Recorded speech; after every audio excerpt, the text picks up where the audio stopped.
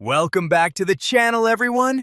In today's video, we're going to learn how to add icons in Microsoft Word quickly and easily. Icons can make your documents look more professional, visually appealing, and easier to understand. First, open Microsoft Word on your computer and open the document where you want to add an icon. Next, go to the Insert tab located on the top dashboard of Word. Then, click on the Icons option in the Illustrations section. A window will appear showing a large collection of icons organized into different categories. Browse through the available icons or use the search feature to find a specific icon that matches your needs.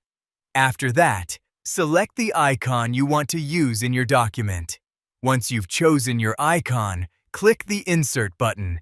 The selected icon will immediately appear in your Word document. Then, click on the icon to select it. Next, go to the Graphics Format tab that appears when the icon is selected.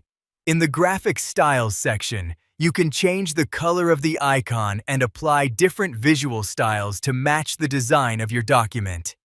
If you found this video helpful, please subscribe to the channel, give this video a like, and share it with others who may find it useful. Thanks for watching, and see you in the next video.